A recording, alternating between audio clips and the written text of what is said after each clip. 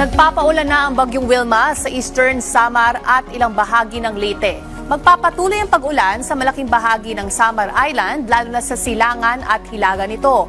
Kasama na rin ang Albay, Catanduanes, Biliran at Sorsogon sa posibleng makaranas ng mas maraming volume na pag-ulan na posibleng umabot sa 200 mm sa loob lamang ng 24-hour period o hanggang bukas ng hapon. Ang nakadilaw na areas ang nalalabing bahagi ng Visayas makararanas din ng pag-ulan. Maging alerta po ang mga nakatira sa mababang lugar o flood-prone areas.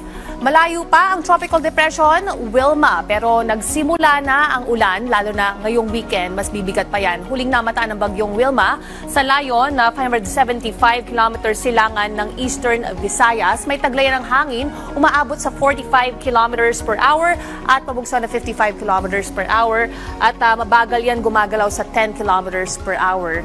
Pinalalakas din ng bagyo ang epekto ng shear line o yung wind convergence. Makararanas ng kalat-kalat na pag-ulan sa Bicol Region at sa bahagi din ng Romblon dulot ng shear line. Gayon din ang malamig na amihan.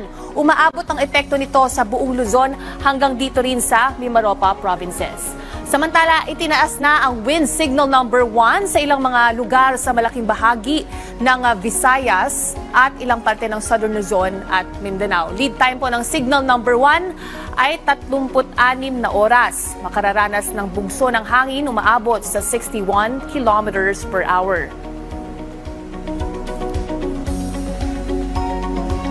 Ayon naman sa forecast track ng Pag-asa, halos nasa 4 na araw tatawid ng Kabisayaan ang bagyo. Kaya talaga namang matagal-tagal din diyang makararanas ng pag-ulan.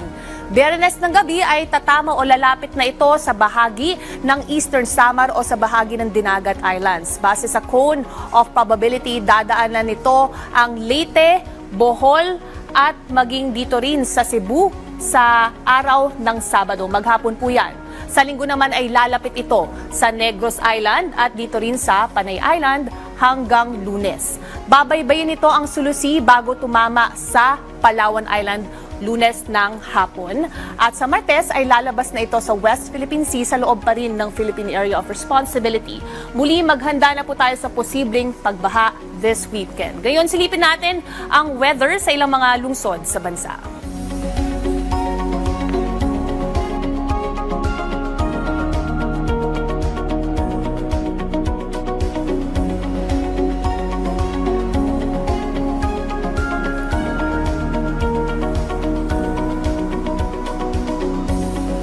Stay safe at stay dry. Laging tandaan may tamang oras para sa bawat Pilipino. Panapanahon lang yan.